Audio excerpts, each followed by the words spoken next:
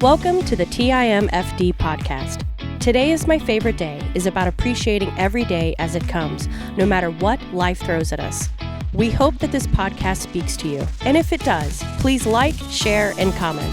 Now let's find out why today is our favorite day this week. Hey everybody, got Jody Corn here, and we're going to be asking a simple question.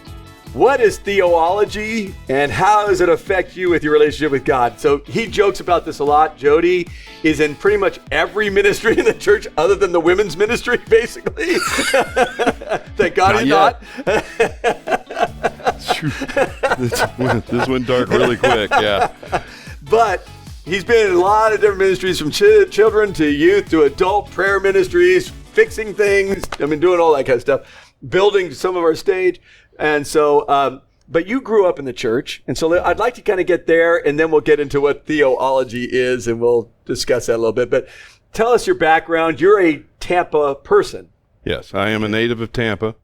Was born on Davis Island, lived on Davis Island 6 years, went to church between the Davis Island bridges. Wow. Okay. So from Odessa to the church down there was 25 miles, took about 25 minutes. Wow. Not more. There was a little different traffic back then. But yeah, I grew up in the church. I was very involved, was with the youth ministry. I was like a state representative. That's right. We set up, that, state events and whatnot. Kind of a yucky-de-yuck or a muckety-muck or whatever they call it. Well, your dad was he was a physical therapist. Physical therapist, pretty well known one in this area. Yeah. Yeah, he set up the physical therapy wing at Tampa General. My kids are going to roll their eyes when they see that. But yeah, I always felt God existed, and I really did my best to run from him. Yeah, tell me about that, because you were in the church as a teen. You had really good parents, you know. No parent is perfect, of course, but right. You were kind of in my home setting. We had good parents. And so what happened? What went on with all that? I was kind of the black sheep. I wanted to do things my way. I enjoyed, drinking and smoking and rebelling. Yeah. Although I was also a leader in the church. So I was a very good hypocrite. Yeah, yeah. And that's the church in general. But you were a well-polished one. You had it down. I was a well-polished hypocrite. And then I had Austin, my oldest. Okay. And the first time communion came by after he was born, I broke down and wept. Really? I realized, I realized how much I was loved. Oh, wow. Because, knowing what I know, it just really brought the sacrifice of Christ home. Yeah, yeah. That even though in your hypocrisy, that Jesus still loves you, and you knew that. Yeah. But that just made it so real that he gave his life. You hear the stories. The stories are not real until you live them. Yes. At least that's the way I am. No, I get that. In my imagination, I live it, it becomes real. Yeah. Yeah. Versus I know the words. Yeah. So, yeah, I raised family, went through some interesting struggles through the years. Sure. And ended up coming here about around 10 years ago, 9 years ago. Yep. And a church person and serving in the church and doing all that kind of stuff. And you actually helped with I think it was a children and youth ministries with your son, correct? You didn't, yeah. You guys were totally involved with that stuff. I was very involved with youth ministry over at my previous church. Yeah. Loved the church. It was a great place church to raise my kids. Church. Yep. Watched it grow from a structure this size into a massive, a large campus. Yeah. Was on the board there. Yep. Yeah. Got my name under the carpet in the sanctuary, but. For some reason, I just really liked being involved. Sure.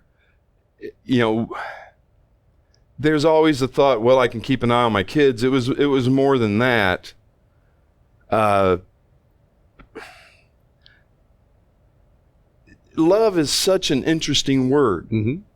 There's the concept of it, then there's the practical application.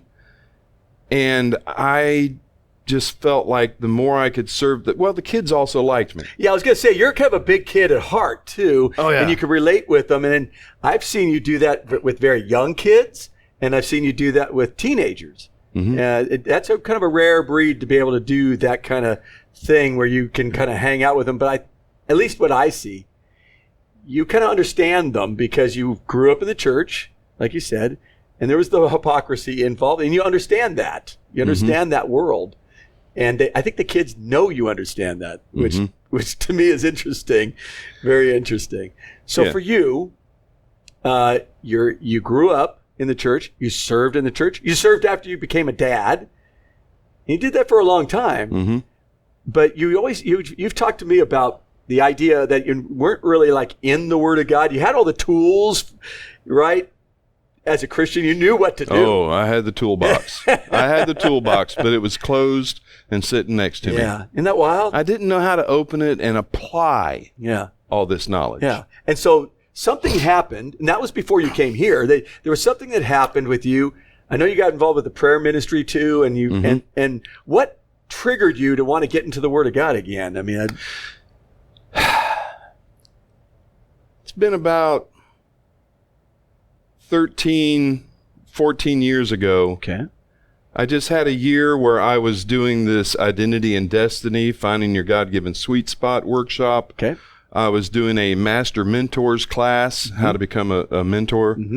And I started reading the Word every day. I actually made a promise to God that I would spend every morning with Him, have a cup of coffee, and share some stories in the morning by spending time in His Word. Yeah.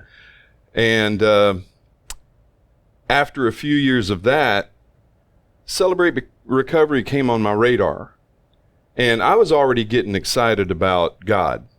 You know, as a matter of fact, He showed up. I had sciatica in both legs so bad that I couldn't walk. Oh, this is an amazing story. Listen to this. And okay, go ahead. I was just, I couldn't even walk my dog. My wife was not pleased with me. Yeah. You were hurt? I was not pleased with me. Yeah.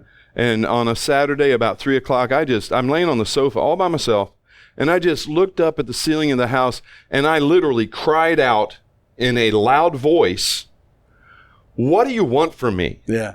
You know I love you. Yeah. You know, I don't know what, what do you want?" And He led me to the computer, and Home Depot fell out of my fingertips. And I'm like, oh, that doesn't make much sense, but I'll do whatever you say. And you know how to build things and do stuff. But Home Depot wasn't like the first thing that came to your mind. Well, I couldn't walk. It didn't make sense. And you do computers and all that kind of stuff. Yeah. That's part of your business as well. So Home Depot. Yeah. So Saturday, 3 o'clock, I filled it out. Sunday morning, 8 o'clock, my phone rings. That doesn't make sense. My home phone on the wall doesn't ring. But it was Home Depot the next day. Would you be interested in a part-time position as a lot associate? And I'm thinking to myself, a cart pusher. Really? I'm almost 55 years old and a cart pusher. And I said, oh yeah, I did promise I'll do whatever you say. That's right, you did. So I went and I trained on my 55th birthday. Wow. And then my first day on the lot.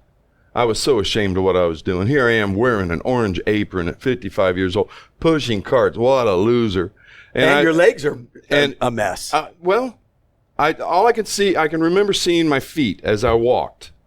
And I walked all day, not paying attention to the fact I was on my feet. I was just ashamed. Okay. And then I get in the car and I turn on the car and the radio comes on. I listened to the Joy FM. Sure. And Tony Evans was speaking on the radio, and he started right here. And it doesn't matter if what you're doing is insignificant, you're not making any money, you're not doing it for yourself, you're doing it for the Lord. And I just broke down weeping because I knew, I'm too good to wash His feet. Yeah, that was not a coincidence. That was not a coincidence. That's a loser. Yes, that's right. And then I started laughing hysterically at the series of events in my life that led me to that moment. Wow.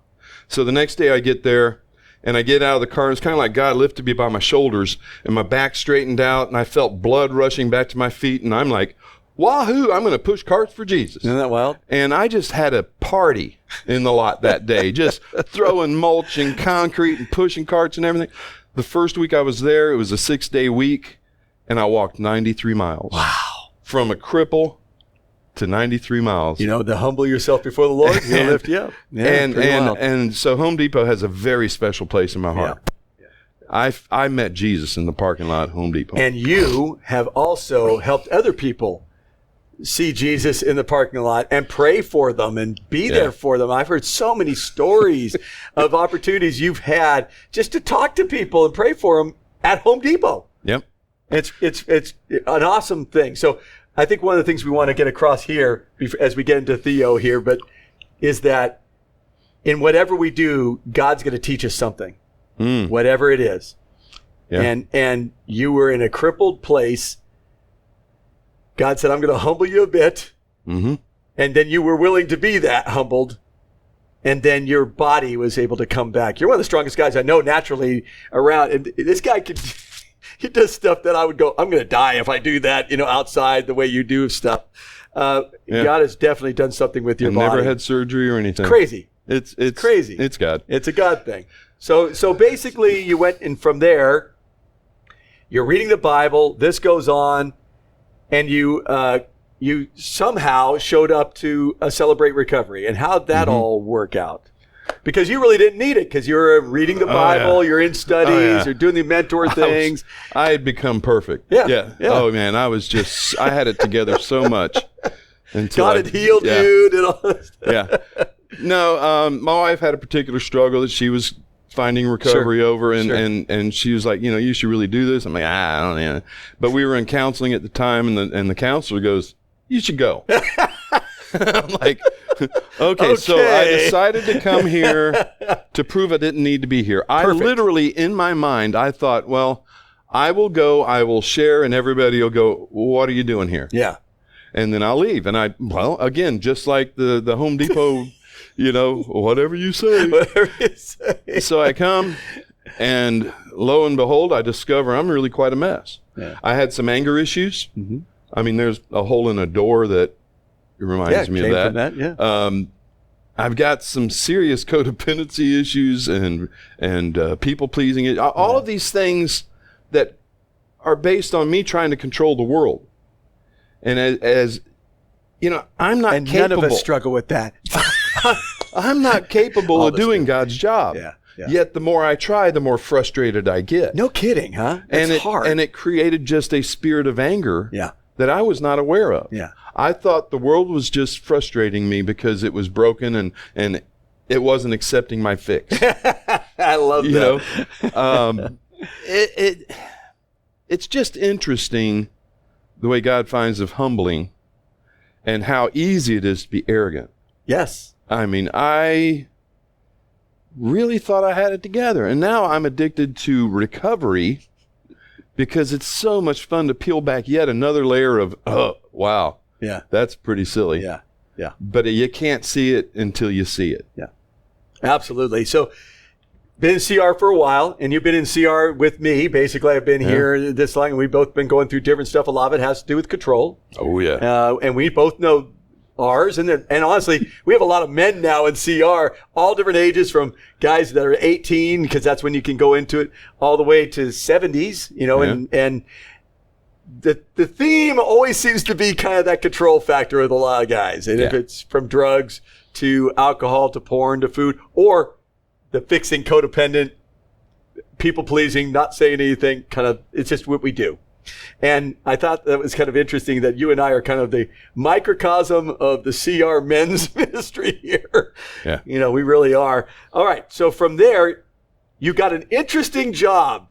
And guys, this is an interesting job, because only I believe Jody can do this, and God puts you in these kind of places. So tell us the job that you got that is just puts a smile on your face. Well, February of 24, a friend of mine had a camel and a couple of miniature horses, and he couldn't find good stable help. Okay. And he was like, do you know anybody? And I was like, well, yeah, you're an animal person. That's what you do. I would like. He goes, no, it's below you. Don't, And I'm like, I'd like to try it. Let me just try it. And it became interesting right off the bat, because the camel, his name's Theo, he never had anybody get comfortable with him. Yeah. And since he wasn't getting a comfortable relationship with the human, he wasn't comfortable with humans. Yeah. And he's got a really big mouth, and one of the primary ways camels can kill is they pick you up by your head and shake you. I did not know that. I really didn't want that to happen. No, that'd be a bad thing. Yeah. Yeah. So I would rush out, I'd dump food in this thing, then I'd run back to the barn. There was a trick. You could trick him into going around the barn, and you had enough time to feed him. Okay. And I decided I would try to just be quiet with him for a while and see if he was kind of like a dog. Okay. My son has a dog that I had to sit on the side of the road an hour and 15 minutes for it to come to me before I could get it out of the road. Wow.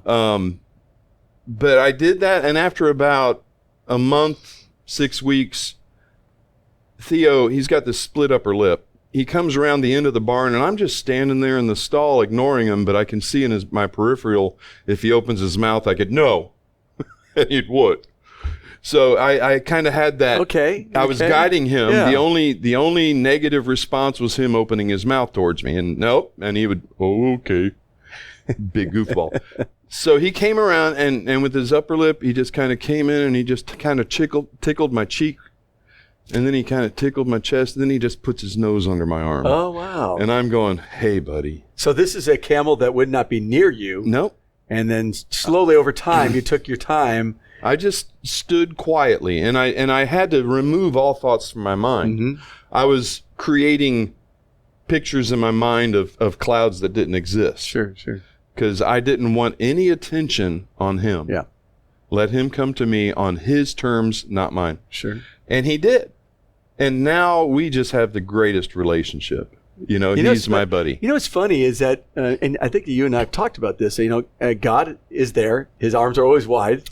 Always. And he waits. Always. He waits for us. Mm. And he was waiting for us to come in the terms that need to be done so we could get closer to him. So we call this, Jody calls it, and we're going to talk some of this stuff. What do you call it? Well, it came to me that, gosh, if I treat my wife and family like a camel and basically not have desires guide my intentions, Sure. but allow their desires to guide their intentions, we might have a better relationship. And I call it a Theo-ology, what I learned from a camel in relationships. I love that. So Theo-ology, because theology, if you don't know, theology is the study of God. The theos is God, ology study of God. So now you got Theo-ology, which is the study of Theo, the camel, and how you relate that to codependency, people pleasing, and God. How if we stay quiet, and we are quiet with him, and he's always going to be quiet with us. He's going to be there with us. We can snuggle up to him, and connect with him, and trust him, because a lot of us have distrust of God. Oh yeah. Now, going back to your church background, and when you went into your kind of rebelling side of things, which I hear from a lot of folks. Because I didn't grow up in that kind of world. So I stopped when I was 13 going to church. My parents I was such a pain in the rear that they just went, this isn't going to work. Wow. And they knew it. And so I stayed home, watched football, did all this stuff. They went to church, did their thing. I know it was heartbreaking for them. Mm-hmm. But they started praying. They really believed in the power of prayer. And lo and behold, that kid ended up being a pastor later on down the line, which is hilarious. And a good one. And it was pretty funny there. But for you, did you have, I don't know if you had distrust of the church. I think that you liked the people of the church, didn't you? Oh, yeah. Yeah. Did you have a distrust of God? I don't think you did there either. No, I knew I was saved, and, he'd forgive me of today's sin that I'm about to commit. Completely messed up. Yeah. Not thinking of consequences, not thinking of any of that kind of stuff. Although there were several. Yes, there were. Yeah. But going on the study of Theo-ology, the study of this camel and how we learn in relationships, the two biggest things that you've talked about. One, let's go to I don't know if we'll have time for the other, but can you go over codependency, the whole fixing thing when it comes to like Theo and what you've learned from that and how then it relates to your family? Well, about 8 years ago in Celebrate Recovery, God placed a prayer on my heart that made me chuckle. It's, Lord God, may your peace overwhelm my desire to think. Yeah. Because I think my way out of his peace. And that means being quiet. If I can quiet the storm of my thoughts, none of the storms out there, including a camel, can hurt me. Yeah. And as I quieted my thoughts, the camel came to me and now is not a threat to my life. Yeah. And, that's kind of like my relationship with God has grown to where I'm just learning to be still and allow his wisdom to rest on me instead of struggling to understand it from my perspective. Because as I struggle to understand, I'm limiting everything to my perspective. Yes. How do I get my perspective out of the way so the big lesson can rest on me and I can grow? So the be still and know that I'm God. That's a good one. You're slowing down. Yeah, was it Psalm 46:10? I think it is. Somewhere in there. So when we don't, I'm trying to get this, when we're not at still, peace, and still before God, our view of everything reduces. Tunnel vision. Okay, and that could get a little scary. I can see why I'd want to fix things, and I've done that, right? I only look at the broken in my brother's eye, Right. not the catastrophe in my own. Right, exactly. We're not seeing the big picture because we're not being quiet before God. Anything on Theo that when you talked about waiting on Theo and waiting for him to come underneath you and kind of then start building the relationship with him, it sounds like you have a great time with this Camel. Oh, hell, he's fun. It's amazing. I've fun. seen your pictures with him. I'm trying to talk him into a book. I'm trying to a children's book. That's what I'm trying to talk him into, which would be the whole idea of what I've learned from the Camel, Theo-ology, So when you realized I'm looking too tunnel vision, I need to open this up and be quiet before God. How has that helped you, let's say with Wendy or your kids? How has that helped? Well, it all just fits together. As I add my desire to a situation, that is stress. You're trying to fix something. Well, I'm trying to manipulate the world to serve me. Right. Whereas if I'm just quiet and I start to notice everybody's individual spark, then I can take them as they are much easier. This whole take the world as it is, not as I would want it. I remember in CR there's 12 steps and 8 principles, and I would sit and read them every week thinking, boy, these are great concepts. There's no way they can become real. Yeah. And now they are. Absolutely. Take the world as it is because I can't do anything about it. That's right. It's amazing how good Satan is at getting me to believe the lies. Jody, you're smarter than everybody else. You can fix this. It's like, no. None of us are that smart, right? But we want to do that. But being quiet in my relationships has caused the relationships to actually grow. Get better. Yeah. I always thought that my effort brings the reward. Okay. That makes sense. Actually, and it doesn't. It does the opposite. It isolates. Yeah. We get in the way of God, what God can do in that. Yeah. And that, to me, is a cool, the concept. That's the cool concept of the first part of what we'll call Theo-ology. We're already running out of time, so if you don't mind, because I'd like to go a lot more into Theo-ology, and my hope is we could start get you to do, he's a photographer too, by the way, getting a bunch of pictures of Theo, you, and whatever, and then we'll try to I'd love to get a little book, children's book put together with those pictures. It'd be hilarious. Yeah. And we can have just fun stuff written in it, keep it short and small, but something that I think would be fun. And I bet you there'll be kids that'll love that, and parents. So I think the big thing that we come out of this is just being still. Would you say that that's what we need to be doing? Absolutely. Okay. And if we could be still before him, the bigger the more catastrophic the opportunity before us looks, the more we need to be quiet. Well, that's what Tanya and I had to do this weekend. We literally went to the beach, went to, there's a pianist that plays on the beach, a grand piano. He comes out about every month and plays, and you have to have headphones because you can't hear him unless you hear they have the headphones on. Cool. And you just sit on the beach. And we just sat on the beach, and the two of us just went, we're going to be quiet before the Lord, and we're just going to listen to this guy just play, because that's all he did, and watch the sunset come down. And, because of the death of our daughter, that's, her anniversary is coming up in just this week, we got to be quiet. We got to be quiet and spend some time just being, not just our own quiet time with the Lord, but just quiet before him. And you have talked about that. We know from our counselors that we've needed to do that. And so thank you for the theology of the quietness, because it's so important for us to do that. Because if we don't, it can really mess us up. And so if you don't mind, we'll talk more about theology at a different time. Yeah. I hope you guys enjoy this. It's kind of good to get to see Jody, but also the idea of being quiet and learning in our relationships. So thank you very much. Today can be your favorite day. How about today we just get quiet before the Lord? Take it easy, guys. Have a great day. Thank you for listening to TIMFD, Today is My Favorite Day. Views, comments, and opinions are those of the host and guest alone. TIMFD is produced and directed by Alex Corn. Thank you for listening. Have a great day, live intentionally, and be very blessed.